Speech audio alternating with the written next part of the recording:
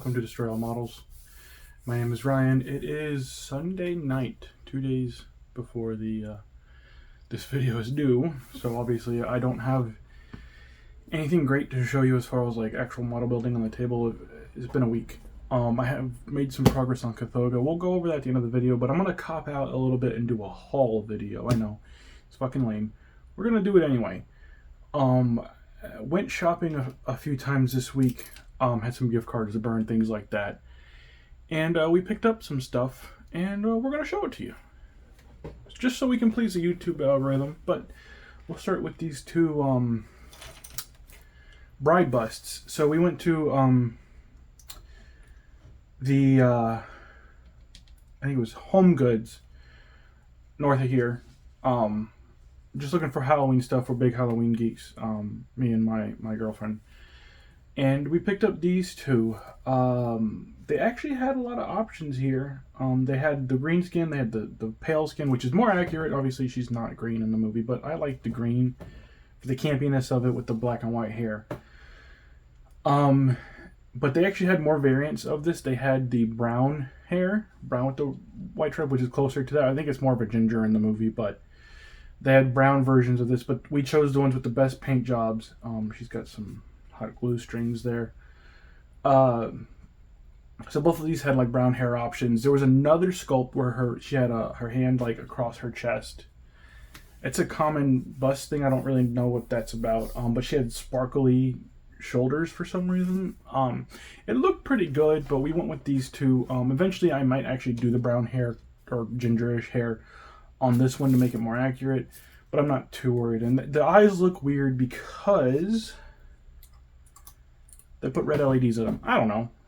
I think they have a Frankenstein that goes with this. We saw that one at Michael's, but I'm not worried about it. If I was crazy and bored, I might fill that in. I might take those out and fill it in and actually paint some pupils or something. This one had it too, but when I took the battery stopper out, the eyes wouldn't turn off. Like the switch doesn't work, so I just took the batteries out. So we got these two girls. And a couple other things. I got this in the mail. Right around the time I got the Cthulhu kit from Relic, Vallejo's sci-fi series Starfighter colors with this very totally not X-Wing Starfighter on it. And obviously that's what it is. These are the colors that Vallejo has put out in their model airline to match an approximation of the Lucasfilm or Industrial Light and Magic X-Wing colors. So I have a kit. I featured it in a short video, a YouTube short. I have an X-Wing Bandai kit that I'm going to use that on. So yeah, that's another great thing. I got two more kits, and we'll do a deep dive on these here in a second. I'll open them up and just look at what's inside, but I'm really happy. Actually, before we get to that, another great pickup. It's not really a model, but it's a little collectible of my favorite alien, Metaluna Mutant. Glows in the dark retro card. Got them for half off, which is great because the prices on these are ridiculous. 20 bucks for one of these, no thank you. But I was really happy to have this. He glows really well. I'll throw a picture one of these corners, I don't know. But yeah, he'll stay in the box, he'll go up. There's my Hot Wheels, I don't know, somewhere. And then let's do, you know what, wait on this one. We get another Pegasus model.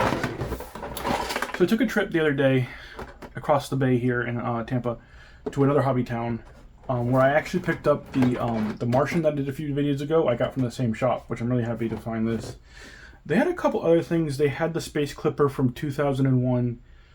They had the Moon Bus thing from 2001. They had HAL, which I have HAL in the Discovery XD1 up on this pile of junk. So we'll be working on those at some point. I bought those for a friend. He doesn't build model kits, so now they're mine. But they had that. They had they had one of the Godzilla kits. It wasn't Godzilla himself. Polar Lights or Aurora did the Willys Jeep. I think it is like the Japanese Defense Force Jeep from the old movies. So it's just like a Jeep about that big with some soldiers in it. It's supposed to pose with like the larger Polar Lights Godzilla, I think. But I didn't pick that up. This is the only thing I picked up, so we'll take a look at this kit in a second. I actually, I was looking at it the other night. I was thinking about building it because it's a really simple kit, but I'm gonna wait because I'm just not. It just doesn't need to happen right now. But the painting on this, because it has to be like this really polished copper. I'm gonna have to figure that out. And then I'm still debating if I'm gonna light it. Lighting kits are like $75, and it's like I don't really want to spend. I don't have that money right now. I'm kind of broke. But lighting it, I think to make this kit, because it's so easy to put together and paint, really, you can just spray paint it, really. Lighting it would send it over the edge of coolness. So we'll hold off on that for a little while. I'm not, who cares?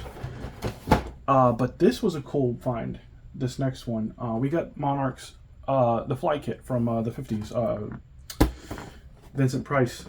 I also have the Gorgo half assembled somewhere. I'll have to do that at some point. So when I went out, the same day I got the War of the Worlds kit, I kept looking, and I ended up almost on the other side of Clearwater, Florida there, to a place called Jackson Brothers Hobby Plus, I believe it's called. They have an adorable dog. I'll put his picture somewhere up in the corner too, because who doesn't love a shop dog, right?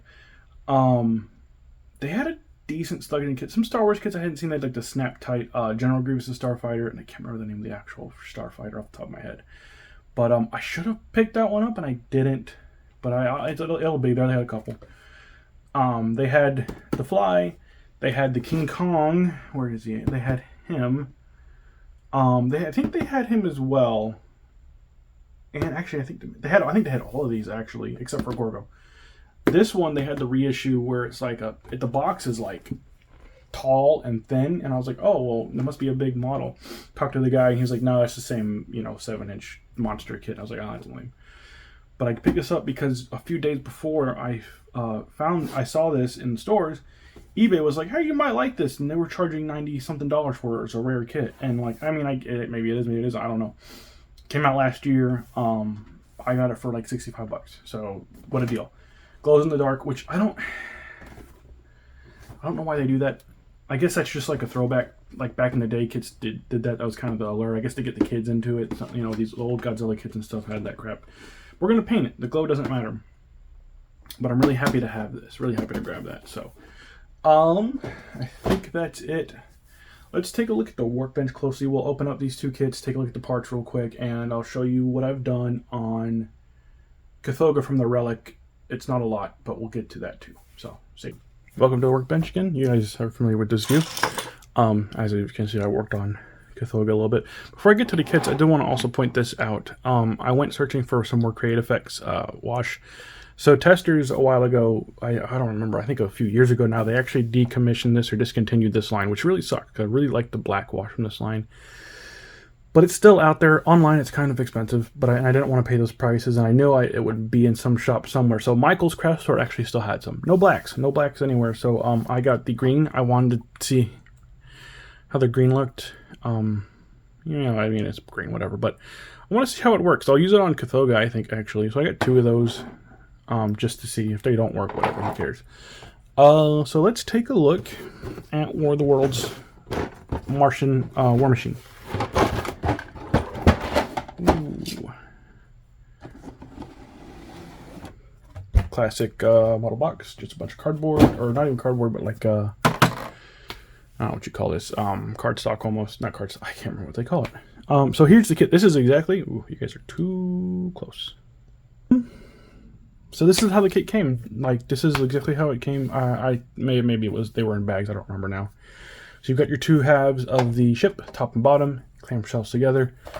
Small sprue with the Cobra light, Cobra arm here. And you can see they've actually got it, the neck in 2 pieces so you can run a wire up so you can light it, which is great. And it's even got like a cutout, looks like, so you can do some lighting. These 2 were good. I actually put it in, I actually had to wash it because it was really greasy inside from the mold release. Got the instructions. All your green plastics and red there. Your earth base. And the arm. So not much there. Really easy to put together. The biggest challenge will actually be the seam lines here, which I haven't test fitted yet. I'm not going to, because again, I might actually do the lighting kit on this at some point, but covering those seams will be the most challenging part of this whole project, besides the lighting kit. But people make the kit, so it's not like I have to figure it out myself. They have the kit, they have instructions, and it's simple. It's 1, 2, it's 1, 2, 3, 4, 5, 6 lights, including the Cobra arm. So it should be simple. Oh, sorry, no, actually 1, 2, 3, 5, 6, 7 lights. So, yeah, we'll see how that works out. And let's transition to a new shot. Let's open the fly. The box art on this is amazing. So we have individually bagged sprues here for each of the major pieces of the kit. If it'll stay open. You've got an orange molded torso, partial torso, and the legs. You've got orange molded arms, feet, lab coat. And you've got the glow parts here. Maybe I'll do a quick test on the glow and put a picture up there. But there's your glow parts. And red molded. I don't know why red. Why red? I don't know. For the base and the accoutrements, you got the axe, there's a book, broken floorboards, and the machine, the computer. One of these also has, okay, yeah, so, and then there's like a spider and the rat. Where's the rat? There's a rat in here with the human hands somewhere. So, there's another spider right there too. So, yeah, I mean, that's it. Looks good. Looks like it has all the parts. The guy at the shop I talked to, he said that he actually had to check his because the, I guess the end of the run they were missing parts. But looks like it's all there, which is good. Maybe I'll feature that sooner rather than later. I don't know. I want to finish Cthulhu first and see where I'm at. I might do a Star Wars kit. Star Wars always sells. Get that, hit the YouTube algorithm points, you know. Always got to chase it a little bit, right? Anyway, let's look at Cthulhu real quick, and I'll just show you why there's no video on anything important today, besides toys. Or, well, that was one toy. Here's Cthulhu. He's green. Basically all I did was fill the gaps and paint him green. The green was a bit too green, but it'll be toned down. I have an idea to tone it down. I'm just using the paints that I have. I'm not really worried about mixing paints because I'm doing it in multiple sections, so mixing and trying to match will be a pain in the ass. But I filled the shoulder gaps and the thigh gaps here. Basically the parts that would actually be seen, there's still some underneath I'm not too worried about. From distance you can't tell, but yeah, it's really smooth where there should be scales, whatever, I don't care. Once it's painted, it'll look fine. And that's kind of where I'm at, just this green base coat. I'm worried about the transition, you know, into the gray stomach, because I mean, I'm gonna paint this a better gray. This is like a whitish gray, light gray. So I'm gonna paint this a bit better, and it's obviously not covering everything, and then do a transition. It looks like in some of the pictures it's a bit, it fades into a bit of tan before it goes into the gray, so we'll see. That's my main issue. Other than that, the striping should be pretty simple. I'm not worried about that, and I'm not worried about the face too much or the claws. Claws are easy. They're almost a black. They're brown, brownish black with some highlights, so should be good stuff. Hopefully next video will be either completed or another update on the relic. We'll see. And, you know, maybe I'll do the Star Wars video next, just to pad out my time to finish it. Eventually some of these kits will be done too. That was a Etsy thing. That's Tamiya. This is a Godzilla face that stores my starships. But eventually, you know, we will clear this desk off with some stuff. So anyway, that's all I have for you guys. Thanks for tuning in. Thanks for listening to me ramble about BS, and we'll see you next time.